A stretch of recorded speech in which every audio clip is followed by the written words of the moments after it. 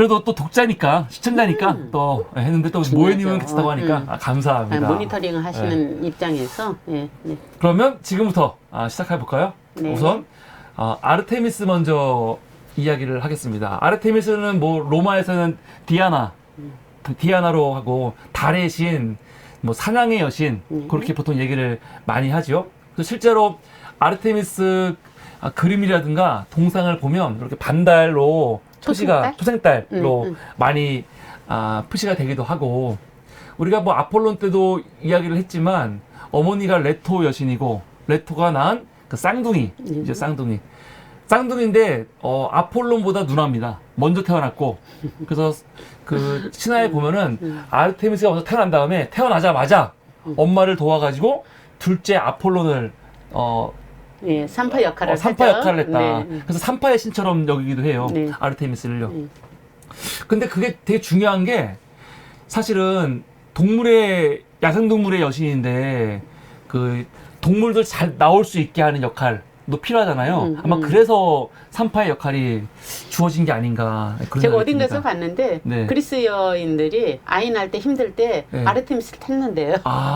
네, 그러면은 우리는 보통 산파의 여신 하면은 삼신할매 우리한테는 사실은 그 헤라의 딸 얘기하는데 아르테미스를 많이 또 산파의 여신처럼 여기기도 한다. 그것도 굉장히 알고 있어야지 그 신화를 이용하는 아르테미스 신화를 이해하는 데 도움이 좀 되는 것 같아요. 근데 굉장히 재밌잖아요. 아르테미스는 처녀신인데 네. 산파 역할을 하고 있다라는 게 이게 그러니까. 이제 조금 확장 해석해서 들어가다 보면 뭐까지 연결되냐면 성모님까지 연결되는 맞아요. 거죠. 네, 진짜로. 그러니까. 재밌네요. 네. 처녀 더군다나 처녀성을 그리스 신화의 신들 중에 가장 이거를 좀 제가 봤을 때는 결벽이 있는 것처럼 히스테릭하죠. 히스테리컬하게 정말 제가 봤을 때 아르테미스는 가장 히스테리적인 네, 여신. 맞아요. 그리고 이 분노가 많고 조금이라도 자기를 무시하거나 거슬리면은 정말 가차없는, 무시하지 않고 그냥 거슬리기만 해도 무서운 신이에요. 아르테미스 정말 무서운 신이에요. 그래서 오늘 그 얘기를 할 건데, 그래서 아르테미스와 관련해 가지고는 보통은요, 이 달의 신이고 사냥의 신이기 때문에 그 사냥꾼들을 많이 보호해주고 그럴 것 같은데, 아르테미스한테 저주받거나 당하는 사람들은 다 누구냐? 거의 사냥꾼이에요. 그렇죠. 그럼 이게 참 이상해요. 사냥꾼들을 위한 신이 아니라 사냥꾼들을 저주하는 신처럼 느껴지거든요. 네. 그래서 이게 좀 달라요. 보통 헤르메스는 여행자의 신 그렇게 많이 하거든요. 상업의 신. 그럼 상업을 도와주고 그 여행자들을 안전하게 수호해주는 생각 들잖아요. 그럼 당연히 아르테미스도 사냥꾼들을 도와주거나 안전하게 해줘야 될 것 같은데, 보통 사냥꾼들을 다 벌하거나 저주하거나 그런 모습의 신하들이 많아요. 사냥꾼들이 실수를 해가지고. 그렇죠. 뭐 아파이온 같은 경우 대표적인 사람이고. 네. 그래서 그런 게 참 신기하다 생각이 들었습니다. 또 아르테미스 하면은 우리가 보통 고대 7대 불가사의 같은 거 얘기할 때 에페소에 있는 아르테미스 신전 그 중에 하나로 보고 있죠. 그런 그 스님입니다. 특히 에페소에서 아르테미스 숭배가 굉장히 강했고, 굉장히 태모신, 지난 시간에도 잠깐 얘기했었던 거는 같은데 태모신으로 있다가 그리스로 넘어오는 과정에서 신들의 역할이 분화되면서 제우스한테 그 힘이 실리면서 분화되면서 이제 그 사냥의 신으로 이렇게 축소된 거죠. 역할 분담이 이제 한쪽으로 축소된 거죠. 그래서 이것에서 우리가 볼 수 있는 게 태모신으로부터 연결돼서 오면서 이제 가부장제라는 단어가 계속해서 나오는데, 그러니까 여기서 지난 시간에도 얘기했지만 가부장제를 남자 여자의 대립으로 생각하시면 안 된다는 거.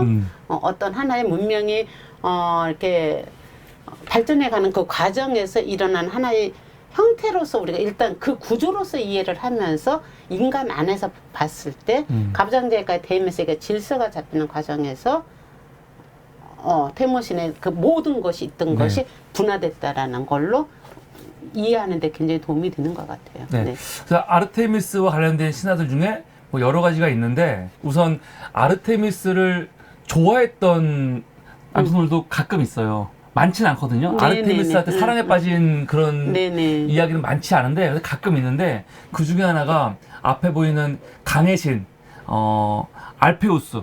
근데 알페우스는 원래 그 아르테미스가 아니라 아르테미스를 와 함께 수행했던 아레투사 밑에 이 그림에 보이는 요 ним프가 아레투사거든요. 네. 사실은 이 아르테미스 이야기들은 보면은 아르테미스한테 순결서약하고 아르테미스를 보자 하면서 다니는 네. 이 카리토스라든가 그렇죠. 관계자들 이야기가 많잖아요. 말하자면은 이렇게 저기 같이 따라다니는. 네네. 저는 그게 이때 디오니소스가 나오겠지만 네. 색깔은 물론 다르지만 그러니까 아르테미스를 추종하면서 아르테미스가 뽑아서 이렇게 같이 하지만 여신들이 무리수가 언제나 있잖아요. 그러니까 네. ним프들의 무리수가 언제나 네. 있잖아요. 디오니소스의 마이나데스하고도 네. 우리가 이렇게 비교해서 봐도 재밌을 것 같아요. 맞아요. 그 ним프와 예. 마이나데스들은. 그래서 네. 이 아르테미스도 천어서약을 한 그 무리들을 데리고 다니는데 그 무리들이 천어성을 잃으면 이제 거기에 분노를 많이 하죠. 근데 이게 이 무리들이 의도적으로 천어성을 버리는 게 아니거든요. 사실은. 그렇죠. 버리는 게 아니에요. 근데 여기서 마찬가지죠. 이 아레투사 같은 경우. 아레투사를 누가 사랑하냐면 이 강해신 알페우스가 사랑하게 되거든요. 아레투사가 그러니까 지금 ним프인 거죠? 네네네. ним프. 위가 아르테미스고. 네네. 그래서 본래 일반적인 신화는 요 강해신 알페우스가 아레투사를 사랑하는 거예요. 그래서 여기를 따라다니는 거. 마치 그 아폴론이 다프네 따라다니는 것처럼 네, 따라다니는 건데 네. 어떤 신화에서는 이 알페우스가 그 아르테미스를 사랑했다라는 신화도 있거든요. 근데 여기서는 이제 제가 지금 갖고 온 이 그림은 알페우스가 아레투사한테 빠진 거죠. 네. 그래갖고 도망을 가는데 도망가다 보니까 잡힐 것 같아요. 그래서 어떻게 하냐면 이 아르테미스가 잡히지 않게 물로 변화를 시켜줘요. 그 물로. 그래서 물로 도망을 가는데 알페우스가 또 물로 변하고 따라가요. 막 그런 신화들이 있거든요. 네, 그래서 신들의 특성이지 그래서 변신. 물로 변해가지고 도망 다니다가 어디로 가냐면 그 시라쿠사. 시라쿠사에 그 오르티기아라는 섬이 있어요. 네, 네. 그 섬에서 그 물이 분출이 되거든요. 예. 분출이. 이거를 아레투사의 샘이라고 하는데 지금 이게 가만히 있습니다. 그래서 이 전설. 네, 그렇게 해갖고 벗어났다. 뭐 그런 전설이 있어요. 그래서 아레투사 샘 이야기 이거 간단하게 소개해드리려고 가져왔고 네, 이런 식으로 역할을 재밌네요. 하는 거. 그러니까 다푼의 이야기가 매우 비슷해요. 그러네요. 그리스 신화에 이런 얘기가 굉장히 많아요. 그렇죠. 근데 여기서는 다푼의 아버지가 해준 거고 이 아레투사의 샘은 이 아르테미스가 천어성을 지켜주려고 이렇게 해준 거다. 그런 거 있고 우리 지난주에 아폴론 얘기를 했지만 그 나오베 이야기. 예, 니오베. 니오베 이야기. 아버지 탄탈로스 이야기 했잖아요. 탄탈로스가 참 신들이 사실은 굉장히 존중해줬던 인물인데 사실은 오만해진 거죠. 그래서 오히려 신들을 막 시험하는 거죠. 자기 아들 펠롭스죠. 펠롭스를 그 고기로 만들어가지고 신들에게 먹게 하는 거 아니에요. 그래서 신들이 먹고 진짜 먹나 안 먹나 보려고. 얘가 참 어떻게 그런 행동을 할까. 근데 그리스 신화에 보면은 이게 오만한 사람들에 대한 심판이 아주 그렇죠. 그 내용이 많잖아요. 근데 그 아버지 탄타로스가 그랬는데 이 딸도 너무 사는 게 좋은 거죠. 테베의 여왕인데 7남 7녀를 뒀고 그러니까 너무 좋아가지고 레토는 겨우 아들딸 아폴론하고 아르테미스 둘 있는데 나는 7남 7녀를 뒀다. 너무 행복하다 하니까 이거에 대해서 레토가 분노했고 그 분노를 그 아들 아폴론과 딸 아르테미스가 갚아주는 거죠. 그래서 아폴론이 아들 7명을 쏴 죽이고 그리고 딸 아르테미스가 딸 7명을 쏴 죽이는. 그러니까 이제 여기에서 네. 그 과정이 그러니까 니오베가 그렇게 이제 네가 아무리 여신이지만 실제로 나는 인간이지만 너보다 더 행복해. 나한테는 이렇게 자식이 많잖아. 그러니까 이게 이제 신한테 이렇게 대결을 하는 거잖아요. 그러니까 신들이 이렇게 인간을 칠 때 그 원칙이 있는데 신한테 대결을 할 때는 가차없이 언제나 당하잖아요. 맞아요. 그러니까 레토한테 대결을 하니까 아들을 일단 아폴론이 다 죽였는데 이 과정이 중요한 것 같아. 죽였는데 그럼 거기서 깜짝 놀래고 잘못했습니다. 해야지 되잖아. 내가 오만했구나를 해야지 되는데 그거를 안 하는 거야. 니오베가. 니오베는 그랬죠. 그래도 나는 아직 딸이 있죠. 그렇지. 그러니까 다시 죽이는 거잖아요. 그러니까 그 한 번에 아폴론과 아르테미스가 동시에 같이 죽인 게 아니라 네. 그 이렇게 맞아요. 점차적으로 그 과정을 거치면서 죽였다라는 거. 그러니까 오만에 이렇게 그 히브리스에 빠지게 되면은 웬만히 이렇게 네. 나한테 뭐가 와도 음. 거기서 깨지기가 참 힘들다. 이제 그거를 상징적으로 보여주는 게 아닐까. 그러니까요. 저는 이 신화가 참 많은 생각을 하게 하더라고요. 아르테미스가 불쌍해서 딸은 죽이지 않으려고 했는데 그렇지. 니오베가 난 그래도 아직 딸이 있어. 그만 하는 바람에. 근데 이게 보면은 성서에 바벨탑 이야기하고 비슷한 거죠, 사실요. 그렇죠. 바벨탑도 똑같은 원리예요. 네. 사람들이 너무 살만하니까 이제 하늘까지 닿는 이 탑을 쌓는 거 아닙니까, 바벨탑을? 그렇죠. 그걸 네. 무너뜨려 버리잖아요. 네. 그러니까 성서도 그렇고 신화도 그렇고 인간들이 신한테 도전하면은 가만두지 않는. 그 신이라는 게 결국 여기에서는 무언가를 우리가 이제 다시 생각해봐야지 되겠지만, 뭐 여기서 나눌 수 있는 건 아니고 각자 생각하면 되겠지만, 정말로 그 오만이라는 거는 그때도 한번 얘기했었나요? 그 오만 휴브리스는 두 종류가 있는데 내가 약해. 나의 약함을 그러니까 무의식에서 가리기 위해서 어떠한 방어 기제로서 오만을 떨 때가 있어. 내 약함이 드러나는 게 싫어서. 그런데 진짜 잘난 경우가 있잖아요. 진짜 잘난 경우가 내가 잘났다는 걸 너무 인식해서 남들을 얕잡아 보기 시작할 때의 그 오만. 그게 이제 영웅들이 되게 걸려드는 함정인데 그 오만이 더 무섭다는 거죠. 그러니까 그 오만이 결국은 나를 팔면시키는 요인이 될 수 있다라는 거. 그러니까 신화에서는 끊임없이 이야기하고 있지 않나. 저는 그렇게 생각을 하게 돼요. 이 신화를 볼 때마다. 네. 근데 또 이런 식의 신화가 분명히 있어요. 인간이 오만하면 안 된다. 그렇죠. 그런데 동시에 또 뭐가 있냐면 엄청나게 오만한 인간들을 신들이 어쩔 수 없어 하는 경우도 있어요. 헤라클레스 같은 경우. 그렇죠. 네, 헤라클레스 같은 경우. 맞아요. 헤라클레스가 그럴 때는 그건 어떻게 해야지 되는지 이거죠. 해석을. 그러니까 네. 꼭 이게 마치 인간이 신 앞에 무조건 바짝 엎드려라. 그렇게만 보기 어려운 게 사실은 있는 거죠. 그럼요. 예. 그런 것들에 대해 꼭 옳은 게 아니고 그런 신화들이 다양하게 있습니다. 그래서 그걸 어떻게 내가 받아들여지는가를 맞아요. 보는 것이 나를 볼 수 있는 힘인데 맞아요. 헤라클레스 언젠가 우리가 얘기 한번 했었나요?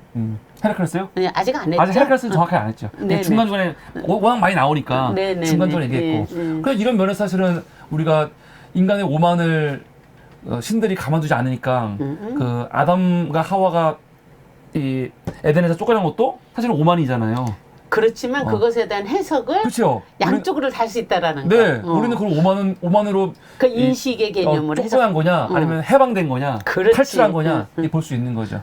그게 이제 내 안에서 어떻게 받아들여지느냐에 따라서 달라지는 거겠죠. 네. 그래서 요 니오베 신화는 여러 가지 메시지가 많이 있다. 보면. 근데 이게 아주 비극적인 그 신화로 많이 이제 알려져 있는 거죠. 또 이것도 여러 번 했었는데 이거는 프로메테우스가 아닙니다. 티티오스.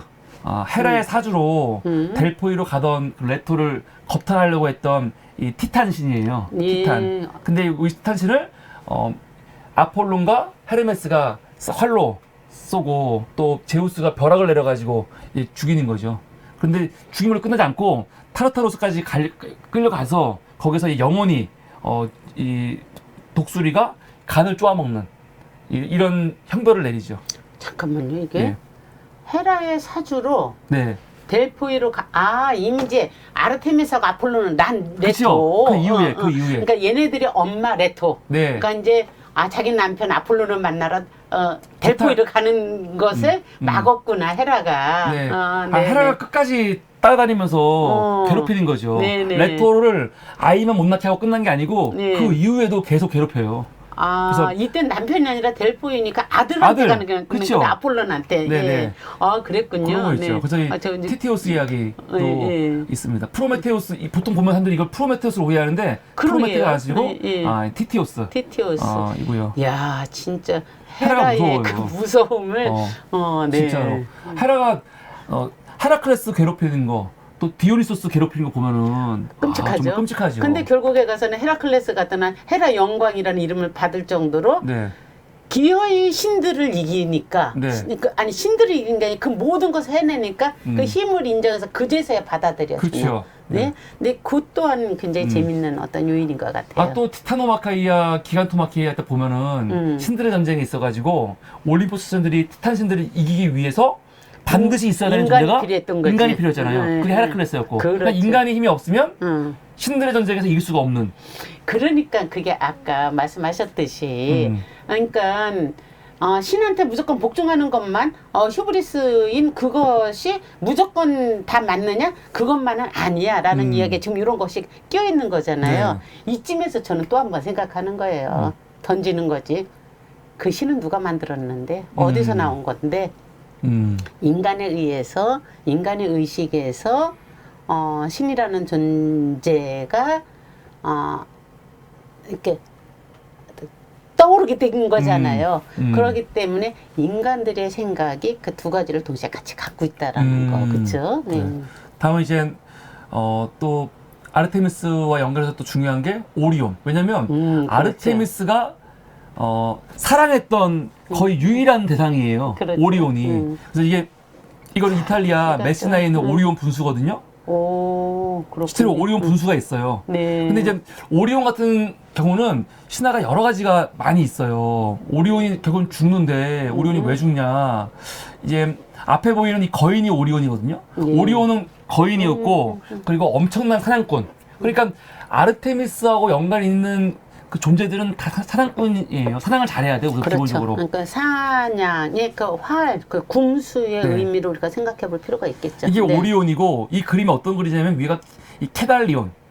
이제 헤파이스토스한테 기술을 알려주는 사람으로 알려져 있어요. 근데 이게 뭐냐면 오리온이 그 사랑했던 여인 중에 누가 있냐면 그 키오스 섬에 메로페를 사랑했어요. 그 메로페하고 결혼하고 싶었는데 그 아버지가 허락하지 않았잖아요. 오에노피온이 허락하지 않으니까 그냥 강제로 그냥 겁탈하려고 했고 이것 때문에 그 아버지가 분노해가지고 디오니소스를 이용해서 디오니소스의 술을 이용해갖고 이 오리온을 사실은 뭐 술에 취해간 다음에 눈을 실명을 시키거든요. 그랬죠. 그 실명이 되는데 그 실명된 오리온이 이 눈을 뜨게 다시 치료받게 되는 이유가 그 헬리오스의 빛을 받고 치료가 되는데 빛이 어디 있는지를 모를 때 요 케델리온이 이쪽을 돌아 해가지고 돌고 그 햇빛을 쬐가지고 눈이 떠지는 이야기가 있죠. 회복이 됐죠. 그래서 렘노스에서 치료를 받는 거예요. 그런 다음에 이제 크레테 가갖고 크레테 가서 아르테미스를 만나는 거죠. 그래서 아르테미스가 거의 뭐 유일하게 사랑했던 요 인물이 그렇죠. 오리온입니다. 근데 그거에 분노한 사람이 누구냐면 아폴론이 분노하는 거예요. 질투를 하죠. 질투, 분노. 왜냐면은 아폴론이 볼 때 이렇게 되는 거지. 아르테미스가 진짜 천호성을 잃을 위기가 왔거든요. 그래서 어떻게 하냐면은 이 오리온이 저기 지평선 끝에서 수영을 막 할 때 얼굴로 보이진 않고 수평선이겠죠. 뭐가 머리만 숨쉴 때 바다에서. 나오잖아요. 그래서 아르테미스한테 제안하죠. 너 저거 마실 수 있어? 활로? 그러니까 약 올리잖아. 맞출 수 있어가 아니라 막 약 올리잖아. 저건 아무도 못 맞춰. 네가 어떻게 맞히겠어? 뭐 이런 식으로 약 올리니까 나 할 수 있어. 그러니까 그 심리적인 게 굉장히 재밌는 것 같아. 아르테미스가 더군다나 굉장히 그런 이 자기에게 강하고 사실은 이게 승부욕이 있는 여신이잖아요. 그러니까 활로 맞춰버리죠. 근데 알고 보니까 그 오리온이었다. 또 오리온이 죽었다는 이게 가장 보통 일반적인 이야기고 그렇죠. 또 그것도 있고 또 뭐가 있냐면 오리온이 워낙 사냥을 잘해요. 그래갖고 내가 이 땅에 있는 모든 짐승을 다 잡아서 죽일 거야. 이게 선언을 하니까 가이아 여신이 땅의 여신 아니에요. 돼지의 여신, 어머니 여신인데 가이아? 네. 가이아가 이거 갖고 분노하는 거죠. 그래갖고 전가를 보내갖고 오리온을 죽였다. 그런 이야기도 있고. 그래요? 혹은 아르테미스가 아르테미스한테 이 오리온이 도전을 해요. 원만 던지 같은 거 도전을 하는데 그 도전 때문에 그 거만함 때문에 아르테미스가 죽였다는 그런 설도 있어요. 근데 보통 어느 소리 가장 마음에 드세요? 많이 알려진 거는 아폴론이 아르테미스를 부추겨 갖고 활 쏘서 죽였다. 그게 가장 많이 알려져 있는 설이죠. 아니, 그런데 그 중에서 그러니까 그건 많이 알려진 거고. 그렇죠. 어느 게 그 세 신화 중에서 선택하라면 어느 거 선택하실 것 같아요?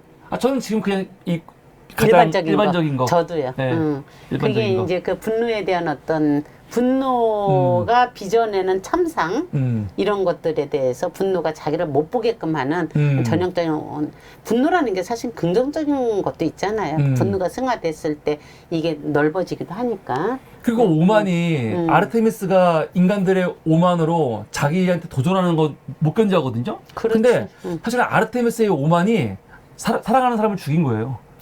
그렇죠. 스스로의 오만. 왜냐면은 할 수 있어 이걸로. 저거 그냥 뭐 그런 거부터 하면 되는데 기어이 저거를 맞춰야 되는 거죠. 그렇죠. 네. 맞아요. 증명해야 되는 거예요. 자기가 아폴로보다 자기가 자기한테 자의식이. 네. 이거 증명해야 돼. 그래서 죽인 거죠. 이게 그래서 이 설이 제일 마음에 드는 이유는 그리스 비극적인 요소가 되게 많잖아요. 그렇죠. 이런 것들이 되게 좋은 거고. 그래서 나중에 요 오리온을 결국은 그 뭡니까? 그 오리온자로 만들었다. 뭐 그런 이야기 있는 거고.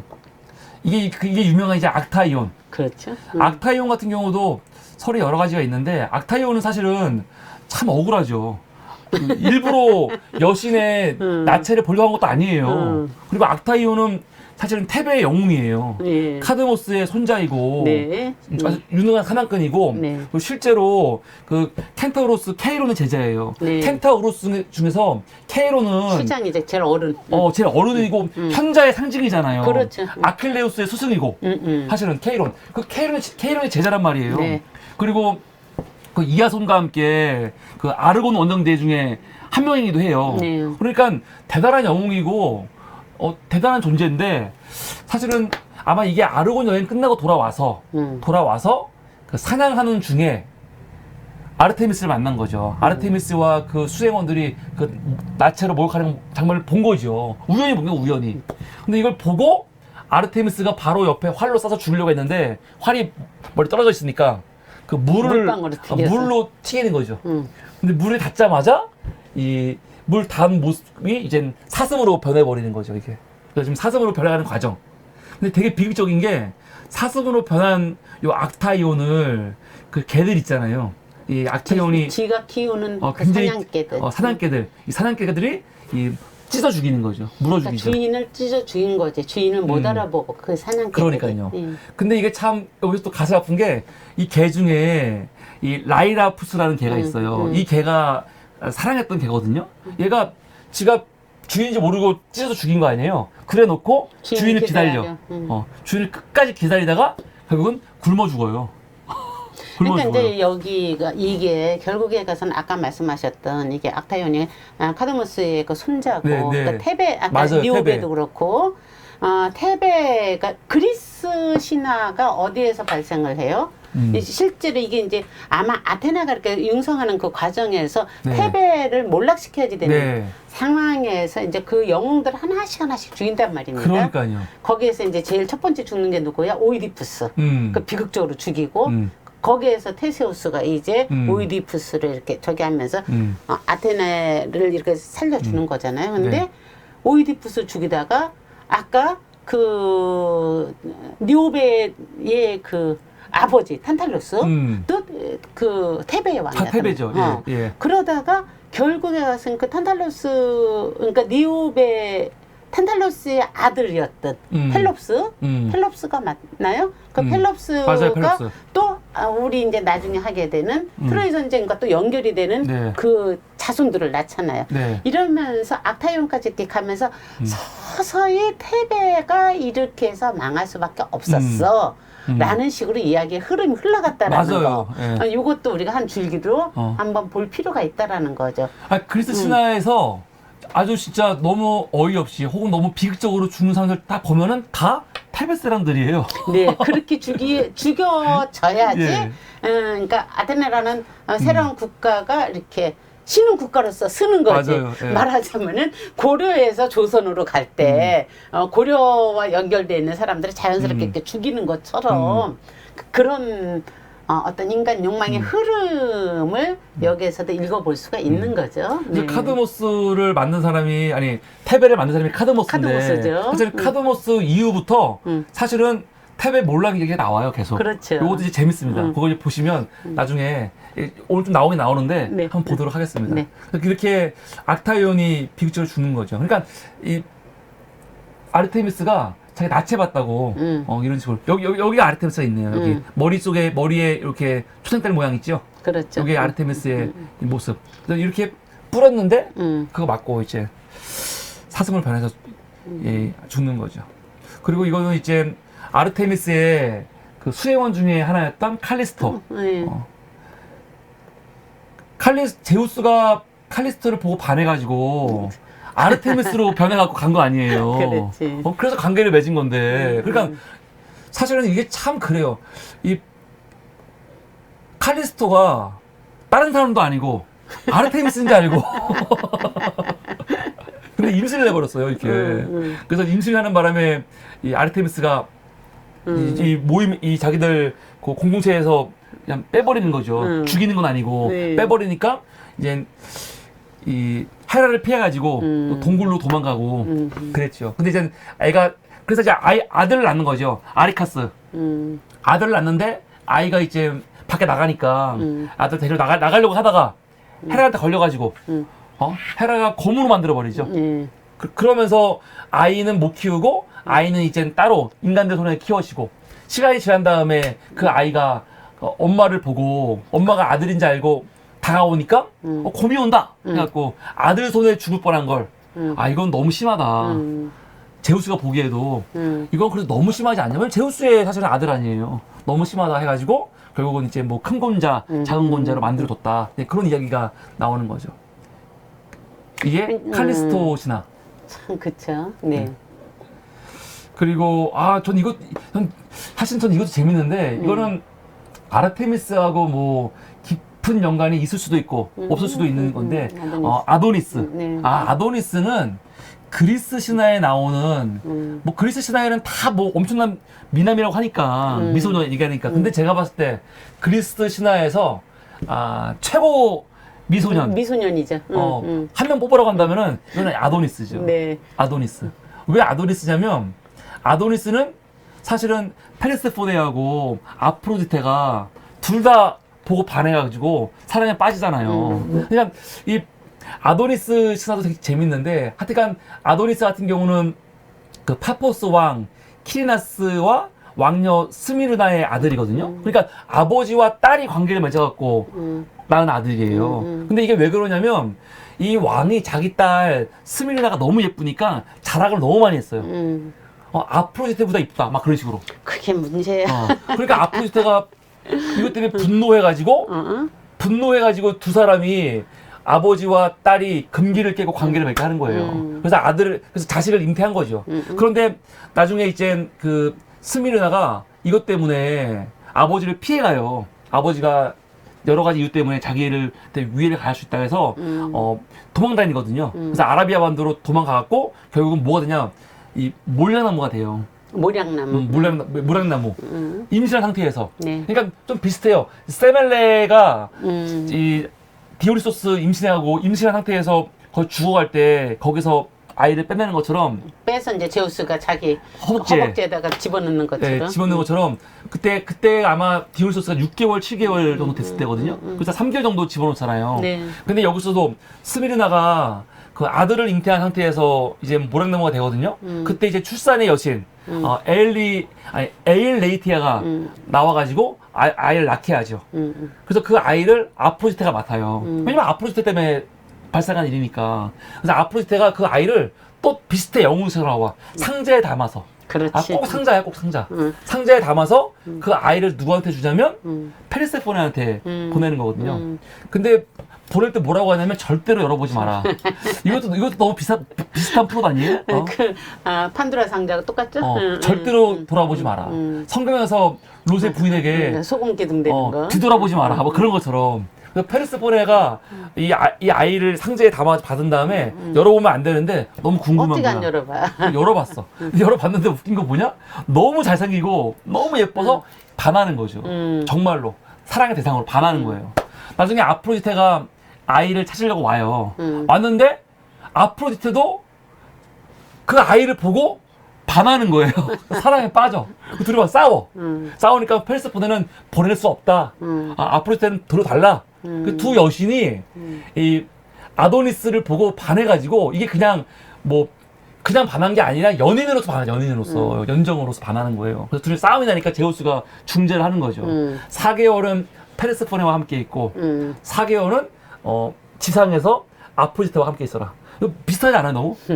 하데스 그거 페르세포네 이야기와 너무 비슷해요. 근데 이거 그대로 페르세포네도 아도니스를 두고 그렇게 하는 거예요. 4개월은 페르세포네, 4개월은 아프로디테, 나머지 4개월은 아도니스 네 마음대로. 근데 아도니스가 실제로 이 지상에서 아프로디테와 생활을 많이 해요.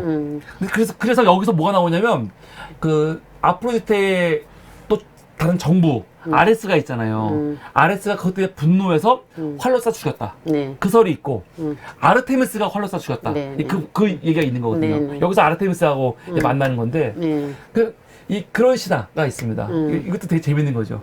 그러니까 이제 그 신화 구조가 참 재밌어요. 그러니까 실제로 이게 이제 그 아도니스가 저쪽 북유럽에서 올 때는 뭐가 되느냐면은 탐무제가 되잖아요.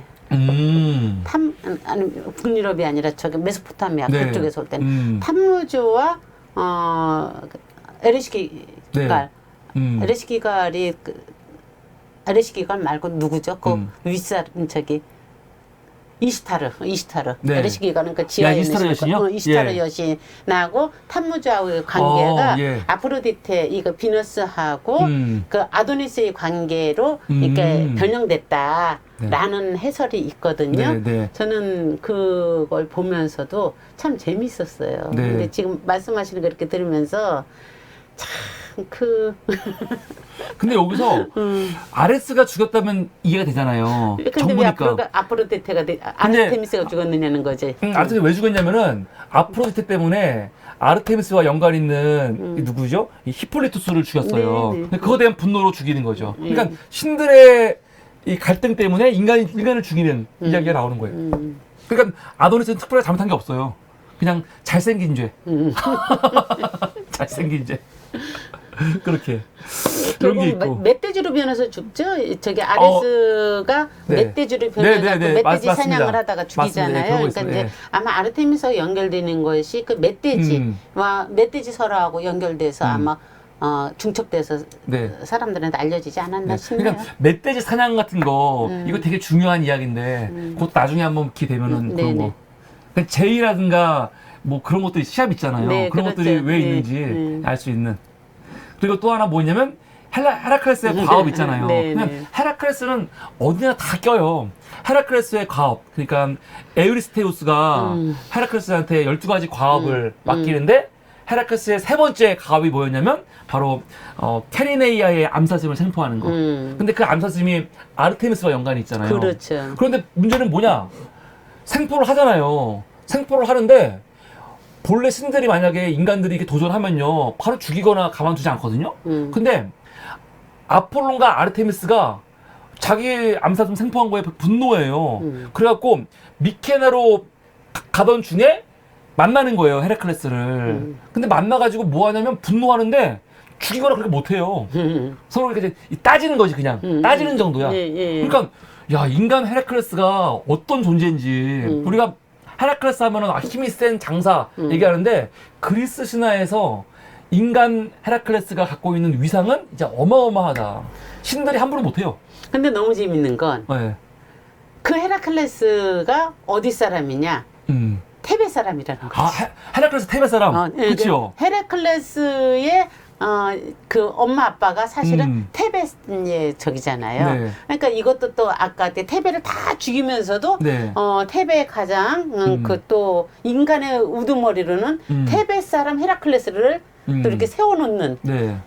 이 복선처럼 깔려있는 이 느낌 이것도 한번 나중에 왜 그랬을까 이런 거 그러게. 생각하면 재밌을 것 같아요. 그러게요. 그리스 신화에서 테베인들의 존재가 도대체 어떤 존재길래 왜 이랬을까? 진짜 이거 희한하네요. 그쵸. 저는 그 생각을 안 해봤거든요. 테베의 생각을 안 해봤어요. 그냥 개별로 봤지. 오이디푸스를 봤지. 특별히 테베라는 도시와 연관해서 크게 신경 안 썼는데 정말 저도 지난주 선생님이 테베를 죽이는 과정 얘기하셔갖고 보니까 비극이 정말 테베를 죽이는 과정이야 다. 네. 아니 도대체 왜 테베를 그렇게까지 테베에 대한 두려움이 컸나? 그럴 수도 생각이 있고. 들고, 예. 예. 테베에 대한 두려움이 아테나인들 중심으로 된 신화이기 때문에 아테네인들이 테베를 정말로 이렇게 두려워했나? 그런 생각이 들기도 하고 그렇습니다. 그래서 이게 이제 그 과업과 관련된 이야기고, 그리고 이게 이제 이피게네이아 이야기인데 아가멤논. 네. 아가멤논 같은 경우 이제 트로이 전쟁을 할 때 그리스 연합군의 총사령관 아닙니까? 네, 네. 그래서 이제 트로이 전쟁 떠나려고 하니까 바람이 안 부는 거죠. 그래갖고 출발할 수가 없으니까 이거 왜 그러냐? 신탁을 물어보니까 아가멤논 너 때문이야.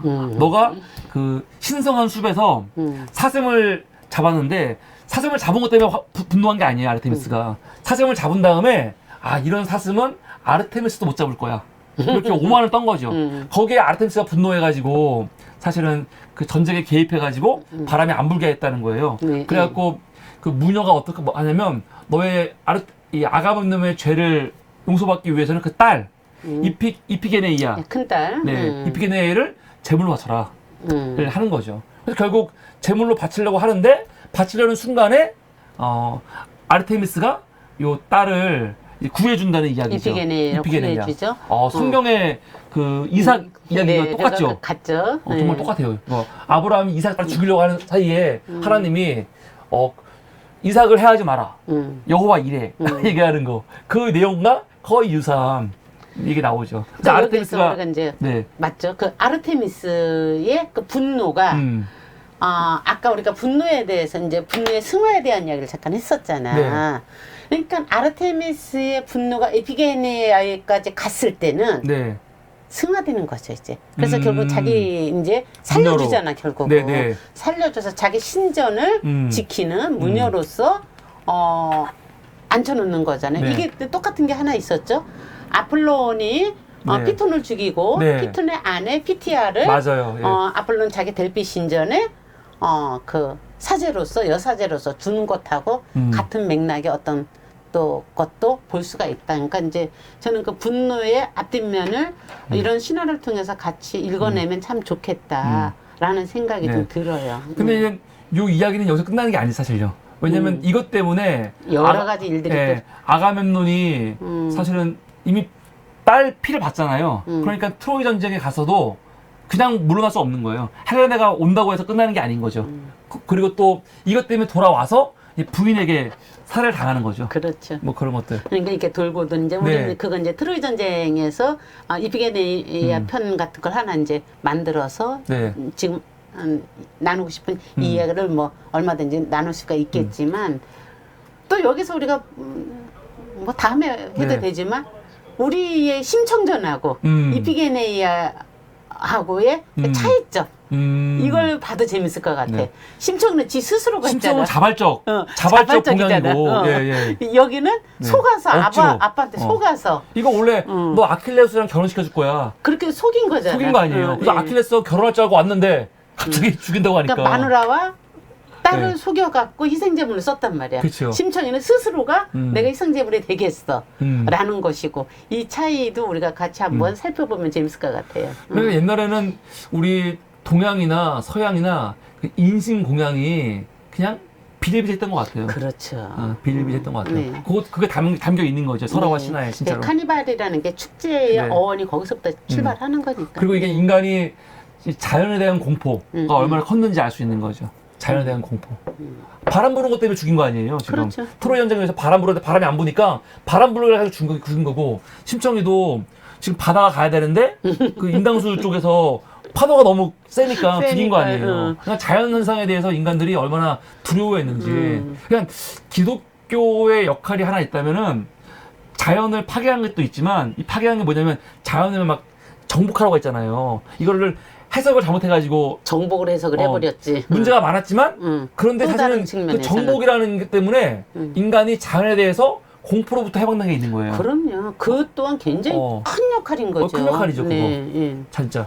저는 이제 자주 하는 얘기 중에 하나인데 사실은 여러 가지로 드러나는 것은 기독교적 이데올로기 때문에 폐해가 분명히 있지만 그럼에도 불구하고 또 실질적으로 현실에서 보면은 그 이제 우리 정 목사님처럼 그 작은 교회를 운영을 하고 이러는 또 다른 그 목사님들의 그 그렇게 따르는 그 기독교 정신을 갖고 살아가는 사람들이 실제 또 사이에서는 그 실천력이 강해서 좋은 역할을 또 하기도 한다.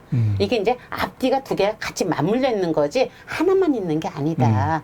라는 얘기를 지금 얘기를 들으면서 제가 기독교에서 아니라 기독교만 그런 건지 모르겠는데 고등 종교는 그 자연에 대해서 이런 공포심이라든가 자연에 막 이렇게 그런 게 있나? 다른 종도 있나? 근데 기독교는 그 역할이 분명히 있는 것 같아요. 자연을 무상화하는 것에 대해서 분노하는 이게 있잖아요. 기독교에는. 네, 그렇죠. 그러니까 자연에 대해서 사실은 인간이 맞서거나 아니면은 뭐라 할까 자연을 극복할 수 있는 사실은 극복에 대한 의지를 굉장히 많이 맞아요. 갖고 있는 네, 거죠. 있는 이건 거죠. 아마 지리적 영향 때문에 그럴 수 있을 거예요. 문명의 발생은 지리적 속성 자체가 그 메소포타미아나 그 기독교 문명이 발달된 이집트 쪽에는 그쪽하고 이게 황허 문명 쪽에서 일어나는 인더스 문명은 황허 문명 쪽에서 일어나는 그 지리적 여건에 의해서 자연에 대한 인식이 정복의 대상으로 받아들이는 거고 이쪽에서는 거의 그 자연과 하나가 되는 인간도 자연이야. 맞아. 이것과 하나가 되는 동화의 개념으로 받아들이는 것은 지리적 영향 때문이다라는 이야기가 있잖아요. 저는 그것이 크게 작용을 하지 않았을까. 네. 네. 근데 현대에 와서는 이제 기독교에서 비판받는 게 자연을 극복의 대상으로 본 게 분명히 좋은 영향이 있는데 지금은 이제 이게 환경 파괴 또 주범이 된 거 아니냐. 과유불급 너무 많이 갔다 네. 가서 그런 지금 흐름이 네, 있습니다. 네. 그리고 이 신화는 키오네의 죽음. 이건 키오네 신화인데 이건 잘 소개가 많이 안 되어 있는 건데 저도 잘 모르고 앞에 있어요, 보이는 지금. 여인이 키오네예요. 네. 키오네의 아버지 여기 아버지고 아버지가 다이달리온인데 다이달리온이 누구냐면 트라키아의 왕 케익스의 형제인데 그러니까 보통 그 아버지가 누구냐면 우리는 이 샛별의 신 이름 기억 안 나네. 샛별의 신? 샛별의 신. 그러니까 성경에서는 루시퍼예요. 네. 루시퍼의 자녀인 거죠. 네. 다이달리온이 굉장히 과격하고 폭력적이고 그런 인물이에요. 사실은. 네. 근데 이 인물의 딸이 누구냐면 바로 키오네인데 네. 키오네가 굉장히 아름다웠어요. 키오네가 왜 중요하냐면 신들 중에 아폴로하고 헤르메스가 동시에 사랑해요. 욕정이죠. 아폴론과 헤르메스가. 네. 그래서 둘이 어떻게 하냐면 저녁까지 기다렸다가 저녁이 되면은 덮치자. 뭐 그런 식으로 얘기를 하는데 헤르메스가 그걸 못 기다려요. 그래서 헤르메스는 낮에 마법을 이용해서 키오네를 잠들게 해요. 그래갖고 겁탈을 해요. 그리고 바로 저녁에는 아폴론이 노파의 모습으로 와가지고 이 키오네를 덮쳐요. 그래서 같은 날 두 신이 덮쳐요. 그래갖고 이 키오네가 쌍둥이를 임신을 해요. 그래서 보통 이 쌍둥이의 아빠가 누군지 모르잖아요. 근데 쌍둥이 중에 그 헤르메스 때문에 낳은 아들이 아우톨리코스라고 보고 도둑이거든요. 강도 아우톨리코스. 또 하나가 필라몬. 필라몬은 이제 그 음악을 잘하는 이 인물인데 두 자녀를 낳는 거죠. 근데 이것 때문에 이게 좀 다른 거죠. 겁탈이긴 겁탈이지만 신에게 받은 겁탈이잖아요. 그러니까 이것 때문에 이 키오네가 자랑을 해요. 리오베어 같은 거네. 그러니까 뭐냐면 내가 얼마나 예쁘면 두 신이 나한테 빠져가지고 하냐고 하면서 내 미모가 아르테미스보다 낫다. 이렇게 얘기하는 거예요. 내가 얼마나 예쁘면 아폴론과 왜냐면 아르테미스 동생이니까요. 아폴론과 또 헤르메스. 헤르메스가 나를 이렇게 덮치겠냐. 내 미모가 아르테미스보다 낫다. 왜 그런 얘기를 못하나 할까? 그래서 아르테미스가 그때 분노해가지고 지금 활로 쏴서 죽이는 장면이에요, 이게. 이렇게. 죽이는 장면이에요. 그래가지고 이 아버지가 딸을 너무 사랑했거든요. 그래서 이 딸을 화장을 하는데 화장을 할 때 이 아버지가 3번을 그냥 그 화장하는 데 들어가고 죽으려고 3번을 시도하는데 그걸 말리는 거죠, 지금. 그리고 4번째는 어떻게 하냐면 너무 괴로워가지고 파란소스 산에 올라가고 뛰어내려요. 뛰어내려갖고 떨어져 죽을 때 아폴론이 죽지 못하게 하는 거예요. 그래서 그 아버지를 어떻게 하냐? 매로 만들어요, 매. 그러니까 매가 어떻게 탄생했는가 그걸 보여주는 매의 거예요. 어원이네. 신화적 어원이네. 이 다이달리온이 매가 되는 건데 매의 성격이 굉장히 강하잖아요. 그러니까 사냥하잖아, 사냥을 하는 게 매잖아요. 그러니까 이 매가 갖고 있는 이런 전투력, 이 힘 그런 것들이 어디서 나온 거냐면 바로 이 다이달리온의 원래 그 폭력성 플러스 이 분노 그런 것이 나오는 거다. 그렇게 얘기를 하는 거죠.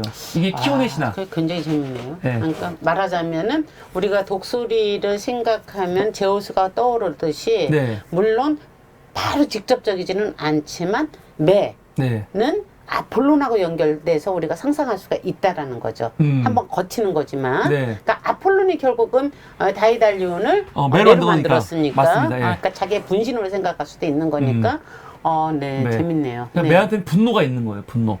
딸을 잃은 분노. 이런 게 있습니다. 이게 키오네 신화가 있고 앞에 보이는 요 처녀는 아탈란타라는 네, 처녀예요. 아이고, 아탈란타. 아탈란타 참. 아탈란타 얘기가 굉장히 재밌거든요, 사실. 아탈란타 같은 경우는 이 아르카디아 지방의 왕 이오소스와 또 클리메네의 외동딸인데 사실은 아들을 원했는데 딸이 나오니까 딸을 버렸어요. 그러니까. 참 태어나서 버렸어. 뭘 버려 그냥 키우지? 버릴 이유는 뭐가 있어요? 아니 오이디푸스 같은 경우야, 아니 이 뭡니까 파리스 같은 경우야. 뭐 식탁이 있었으니 식탁이 있으니까 버린다고 치지만 아탈란타는 왜 버린 건지 난 모르겠어요. 딸이라서 딸이라고 왜 버려? 왜 버려? 그러니까 가부장제가 심하니까 아들이 중요하다고 생각했기 때문에. 그러니까 버렸어요. 지금 뭐 그게 네. 얼마 전 요즘에는 안 그러지만 한 1, 20년 전까지만 네. 해도 이거 초음파 해갖고 네. 딸이면 낙태시켰잖아. 똑같은 거지. 그쵸. 응. 근데 여긴 태어났잖아요. 태어났는데 뭐 옛날 낙태가 안 되니까 예. 확인하고 아니 버리는 그게 거죠. 지금까지도 그렇게 살아있다는 거죠. 네. 왜 버렸느냐면 바로 힘의 논리에서 네. 버린 거라고. 버렸는데 이 버린 아이를 사실은 아르테미스가 암소를 보내갖고, 왜냐면 암소가 아르테미스의 굉장히 중요한 또 상징 동물이거든요. 암소를 보내갖고 양육을 하는 거죠. 그러면서 이 아탈란타야말로 사실은 진짜 여장부 같은, 진짜 여장부. 남자 중에는 헤라클레스가 있다면 여자한테는 아탈란타가 있는 거죠. 이게 미국의 그 아탈란티스. 네, 예. 이 아탈란타. 이 대단한 여장부예요. 그래서 사냥의 그래서 이 아르테미스가 굉장히 사랑하잖아요. 그렇죠. 또 처녀 사약도 하고 너무너무 사랑해요. 근데 이게 재밌는 게 뭐냐면 보통 남자들 영웅시나 보면은 버림받았다가 다시 돌아가갖고 왕자로 인정받는 이야기들 많이 나오잖아요. 이거는 우리나라 신화도 마찬가지고 뭐 중국 신화 같은 거 다 그런 거 아닙니까? 그럼요. 근데 이것도 거의 그런 신화예요. 여자로서 버림받았다가 다시 사실은 공주로 가서 인정받는 이야기 근데 나오거든요. 꼭 처녀가 아들을. 그게 처녀. 있고, 저는 진짜 여기 또 중요한 게, 이 처녀인데 아들이 있어요. 그러니까 난 그게 재밌다는 거예요. 파르테노파이오스. 그 뜻이 처녀의 아들. 그냥 처녀 잉태를 한 존재예요. 마리아 이야기지 뭘. 그러니까. 그러니까요. 그러니까 제가 네. 그 신화에서 네. 그 마리아 이야기가 그냥 뚝 떨어진 게 아니다. 그 얘기를 하고 싶었던 거 이런 그러니까. 것들이 쏙 이어지면서 거기서 딱 나오는 거야. 맞아요. 근데 왜 처녀 잉태해야지 됐을까? 일단 그거 한번 생각해 볼까요? 글쎄요. 왜 그럴까요? 가이아를 생각해야지. 가이아는 스스로 생산할 수 있는 태무신은 꼭 남자가 필요 없었잖아. 네. 그 자체로서 온전한 생명을 이렇게 창조해낼 수 있는 힘이 태무신의 힘이었다고. 그러다가 이제 우라노스를 쪼물딱쪼물딱 만들어서 그 다음부터는 우라노스의 관계에서 많은 자연들이 태어났지만 그 전에 를 생각해 보면 그쵸. 그러니까 처녀 잉태라는 것은 결론적으로는 우주의 원리에 의해서 온전함을 상징하는 그 집단 무의식이 아닐까. 저는 이제 생명력에 대한 온전함으로 해석이 되네요. 그래서 이 아탈란타가 여전사의 아주 전형, 자정으로 있는 인물이라서 알아보면 재밌는 게 많습니다. 그리고 이제 아르테미스와 관련된 사실은 그 동상 중에 이게 굉장히 특이한 건데 이게 아마 아르테미스의 원형 같은 그렇죠. 모습이죠. 예. 이게 에페소에서 에페소서에서 에페소에서 추앙받던 아르테미 여신이거든요. 그럼요. 이 모습이 사실은 되게 낯설죠. 지금 우리가 아까 봤던 사냥의 여신하고는 되게 낯선데 이것도 이 에페소에서 추앙받던 다산의 상징으로서 아르테미스. 근데 아르테미스가 천어신인데 또 다산의 상징이에요? 그것도 좀 아까 말씀드렸던 바로 그것하고 연결되는 거죠. 저 주렁주렁 포도송이처럼 달려있는 게 저건 다 유방이잖아요. 네, 가슴이죠. 네, 예. 다 가슴이잖아요. 그러니까 생산력을 얘기를 하는 거잖아요. 그러니까 생산력이 가장 커다란 신비감이면서 경외심을 일으켰을 거라는 거죠. 그 예전에 사람들 마음속에는. 그러니까 그것 자체를 신으로 모신 거겠죠. 네. 그 생산력에 대한 그 신비와 경외심과 뭐 이런 것들에 의해서 신이라는 관념이 생겼겠죠. 그러니까 이 신 그 자체가 또 뭐야? 자연이잖아요. 네. 자연을 이렇게 계속 이렇게 쏟아내는 거잖아.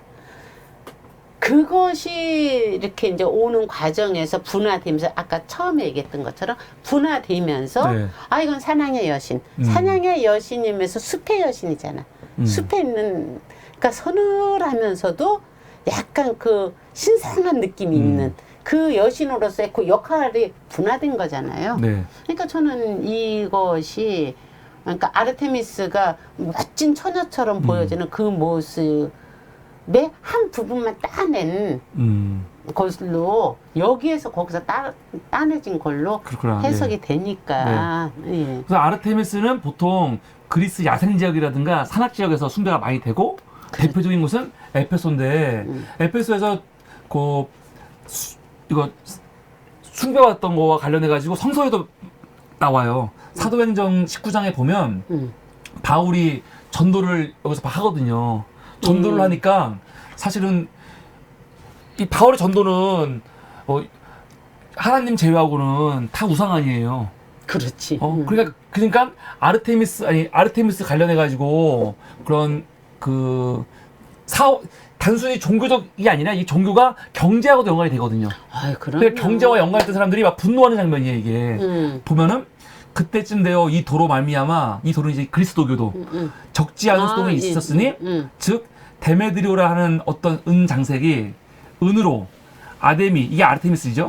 아데미의 신상 모형을 만들어 직공들에게 적지 않은 벌이를 하게 하더니 그 직공들과 그러한 영업하는 자들을 모아 이르되 여러분도 알거니와 우리의 풍족한 생활이 이 생업에 있는데 아르테미스 만드는 생업에 있는데 이 바울은 에베소뿐 아니라 거의 전 아시아를 통하여 수많은 사람을 권유하여 말하되 사람의 손으로 만든 것들은 신이 아니라 하니 이는 그대들도 보고 들은 것이라. 지금 반항하는 예, 거야. 그러면서 우리의 이 영업이 천하여질 위험이 있을 뿐 아니라 큰 여신 아데미의 신전도 무시당하게 되고 그러니까 이게 아마 그 당시에 고대 불가사이라고 하는 7대 네네 그 신전이겠죠. 그 신전인지 아닌지 모르겠는데 그거 같아요. 그러겠죠. 아시아와 천하가 위하는 그 위험도 떨어질까 하노라 하면서 이제 사람들이 분노하는 거죠. 네네. 그래서 아베소 사람들이 아데미어 외치는 거 그 장면. 그러니까 그만큼 실제로 아르테미스 숭배가 얼마나 활발했는지 알 수 있는 거죠. 그렇죠. 그리고 또 아르테미스를 굉장히 숭상했던 그런 그 족속 중에 누가 있냐? 아마조네스가 있습니다. 네. 아마조네스는 뭐 영화에도 많이 나오고 여전사들. 아레스의 후손이지요. 그리고 진짜 여자로만 이루어져 있고 안트로토네스라도 불려요. 남자를 죽이는 자들. 여기는 얼마나 철저하냐면 애를 낳긴 낳아요. 그래서 남자를 납치해서 임신을 한 다음에 남자를 죽여요. 그래서 애를 낳아야지. 그래서 애가 태어나도 애가 태어나도 여자면 키우고 반대죠 완전히 아까랑. 여자면 키우고 남자면 죽여요. 그러니까 이런 이야기들이 나오는 이유가 뭘까? 사실은 이게 있는 거예요. 아까 같이 태어났는데 여자야. 버리잖아요. 그런 신화에 대한 반발로 또 한쪽에서 형성이 되는 거죠. 저는 그렇게 생각해요. 네. 이게 아마조네스 신화인데 그래서 아마조네스는요. 한쪽 가슴이 없잖아요. 화살을 쓰는데 방하게 되니까 한쪽이 없어. 그래서 한쪽을 없애버리잖아요. 그래서 아마조네스는 그 자체가 한쪽 가슴이 없다라는 뜻이죠. 이게. 그래서 이게 되게 중요하고 이게 또 헤라클레스 이야기와 또 연관이 되는 게 헤라클레스의 12번째 과업이 뭐냐면 요 아마존의 여왕인 히폴리테의 허리대가 있어요. 허리대. 그 허리대를 가져오라는 거거든요. 왜냐면 이 에우리스테우스가 자기 딸에게 그 허리대를 주려고 헤라클레스한테 가져오라고 하는 거죠. 근데 원래는 헤라클레스를 굉장히 이 아마존 여인들이 좋아해요. 그래서 잘 끝나는 거였는데 헤라가 또 개입하는 거죠. 그렇지. 헤라가 개입해가지고 헤라클레스하고 이 히폴리테하고 사실은 동침하고 잘 있었는데 사랑하고. 있었는데 이 헤라가 아마도네스 전사들한테 지금 헤라클레스가 여왕을 납치한다. 그게 거짓말을 하니까 그 아마도네스가 우르르 몰려가니까 헤라클레스가 내가 속았다. 나를 죽이려고 하는구나. 그런 줄 알고 히폴리테를 죽이는 거죠. 아, 이거 너무했어. 뭘 얘기 좀 듣지. 히폴리테가 그거 아니라고 하거든요. 그거 아니라고 얘기하는데 헤라클레스가 그냥 죽여요. 아, 너무 이게 완전히 이게 무슨 진짜 너무 심했어요. 그래서 이 아마도네스가 머무는 그 공간을 뭐라고 하냐면 데미스키라에 네. 머물거든요. 옆에 있는 요 그림이 있잖아요. 헤라클레스가 히폴리테 죽이는 장면이고. 네. 그래서 헤라클레스가 히폴리테 죽이는 이런 장면들이 많아요. 이 동상으로도 있고 또 히폴리테 죽이는 거고. 근데 이게 어디 나오냐면요. 여러분들 영화 원더우먼 보면은 예. 원더우먼 족속을요 아마존이라고 해요. 예. 그러니까 원더우먼이 아마도네스예요. 아, 그렇구나. 원더우먼 좀 다시 그리고 봐야 되겠네. 이 원더우먼이 머무는 이 미지의 섬 있죠. 이 섬이 데미스키라 왕국이거든요. 오. 그래서 이렇게 볼 수 있습니다. 원더우먼 재밌네. 네. 그리고 그 원더우먼의 엄마가 히폴리타예요. 히폴리타. 그래서 원더우먼 이야기가 바로 아마도네스에게 그대로 가져온 거죠. 그렇구나. 그대로 가져온 겁니다. 그래서 여기까지 우리가 지난주 아폴론에 이어 아르테미스를 했고요. 네. 이제는 선생님께서 준비해오신 사진을 좀 보도록 하겠습니다. 아, 이거요? 네, 선생님 어떤 거 먼저 볼 거예요? 그러면 우리 아폴론하고 네, 비교하는 거. 비교 한번 해볼까요? 네, 비교라기보다 어떤 거 볼까요? 그러니까 밑으로 쭉 내려가 보시면은 그 사진보다는 그건 아폴론을 갖고 이거 말고 다음 거, 그 전 거인가 보다 아니. 그 전 거? 사진은 지금 내가 보니까 네.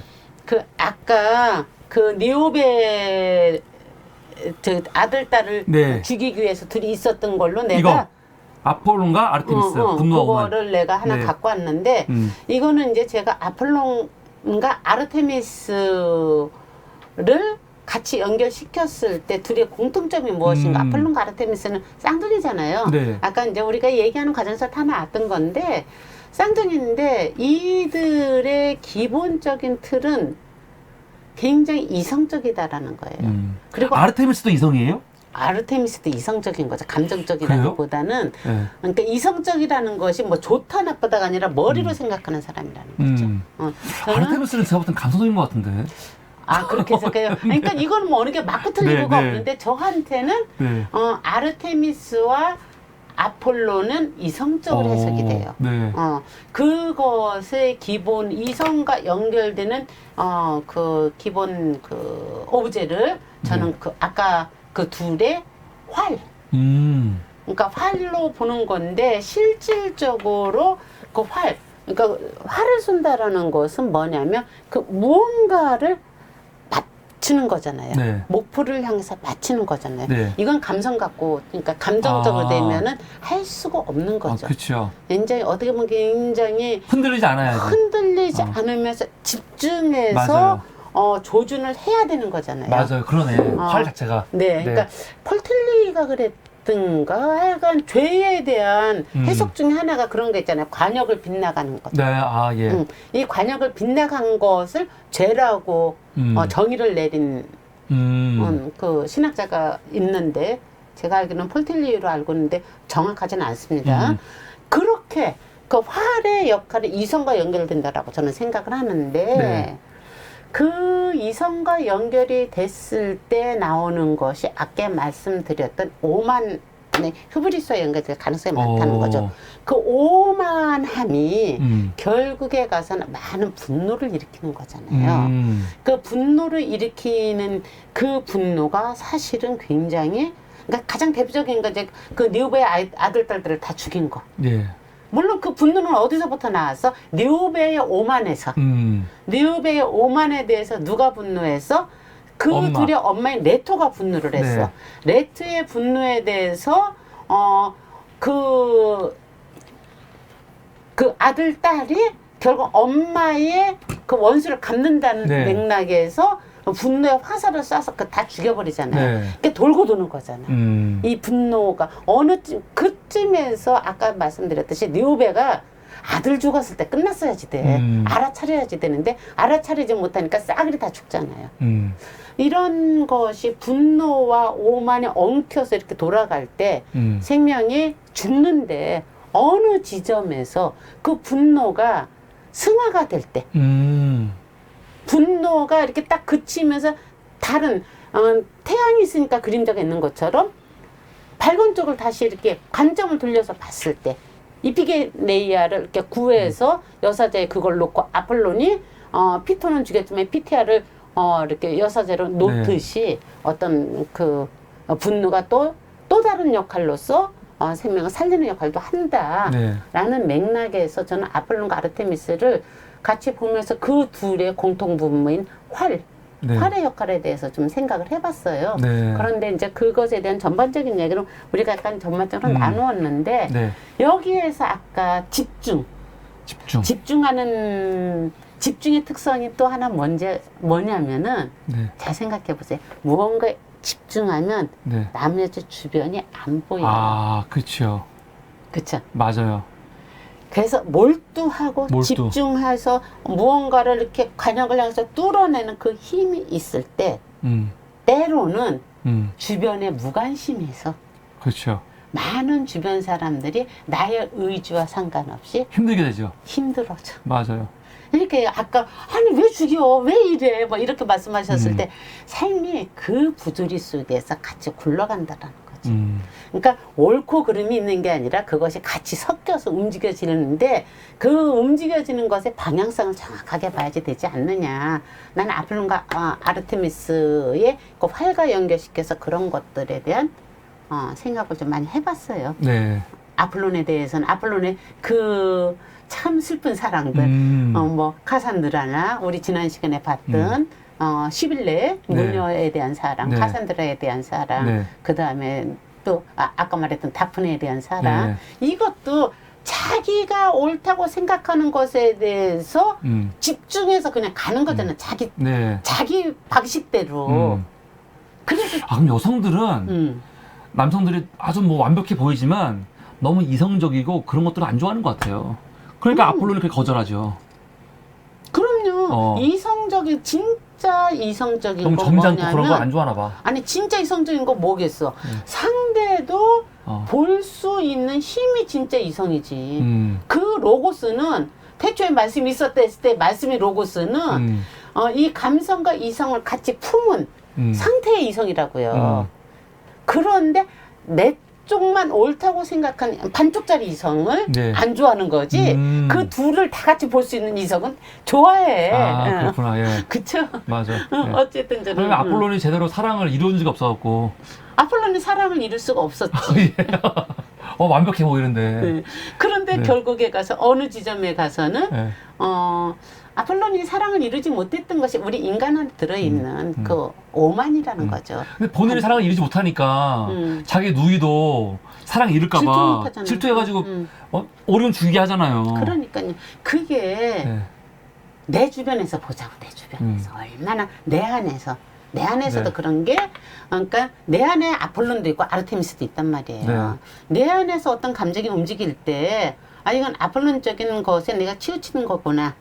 이거는 아르테미스적인 것에 내가 치우친 거구나를 알아차렸을 때 이피게니아도 구현할 수 있고 피티아를 이렇게 사제로도 쓸 수 있다는 거죠. 저는 어차피 신화를 그 옛날 이야기에서 지금 이 시대에 이 신화가 왜 읽혀지고 있나 그리고 나는 그걸 왜 읽고 있나 했을 때 내 삶과 접목시켜서 보는 게 이제 제가 신화 보는 방식이잖아요. 그러니까 자꾸 이런 얘기를 할 수밖에 없는데 그러니까 내 안에 있는 아폴론과 아르테미스를 찾는 것 그게 저한테는 참 재미난 일이에요. 그래서 저는 아르테미스는 굉장히 히스테릭하고 아주 칼칼하고 그렇지 그래서 서늘하지만 아르테미스의 상징이 또 뭐야? 달이잖아요. 응? 서늘하지만 참 아름다운. 아름다우세요? 저는 전 극단적 페미니스트 모습이기 때문에. 나는 아르테미스를 저는 아르테미스를 페미니스트적인 관점으로 극단적 페미니스트 뭐 충분히 그쪽 측면이 있어요. 그런데 남성 혐오. 그것이 품어내는 그 서늘한 기운, 자기를 지키는 힘이거든. 여자들 안에 있어요. 여자들은 자기를 지킬 수 있는 힘을 가져야지 돼요. 잘못하면 자꾸 관계에 함몰당하는 경향이 많거든. 여성성의 특성이 관계를 지향하기 때문에 남편성의 특성이 독립을 지향한다면 그러니까 자꾸 함몰당한단 말이야, 관계에 집착하고. 그랬을 때 아르테미스의 그 서늘함을 우리는 내 안에서 자꾸 키워내야지 된다. 그래야 진짜 상대를 비로소 거리가 있어야 제대로 사랑할 수 있기 때문에. 근데 아르테미스의 그게 좋아해요. 너무 좀 아쉬운 게 만약에 자기 거를 이렇게 지키면서 정말 본인의 모습 보이는 거 이건 좋은데 자기 수행원들 중에 천성을 잃었어. 그럼 그거를 한 번이라도 그냥 관대하게 그럴 수도 있지 인정해주는 모습이 나왔으면 제가 굉장히 좋아했을 것 같은데 가차가 없으니까 너무. 그게 네. 그거예요. 신화에서 네. 어느 한 시인은, 그러니까 그 모든 신화의 그 신들은 그리스 신화로 오면 올수록 분화된 그 지역에만 지키고 있는 거예요. 네. 그러니까 치우쳐서 보여줄 수밖에 없는 맞아요. 거예요. 그러니까 내 안에 치우쳐져 있는 아르테미스를 반대 측면에서 아르테미스에 치우쳐져 있는 것을 반대로 봤을 때 뒤비치는 신화가 누구냐면 헤스티아라고. 우리 지난번에 했던 헤스티아는 얼마나 온화하고 네. 저 구석에서 모든 걸 품고 화로 그쵸. 같은 신화였으니까. 그럼 헤스티아와 아르테미스는 따로냐? 내 안에 헤스티아도 있고 아르테미스도 있다는 얘기죠.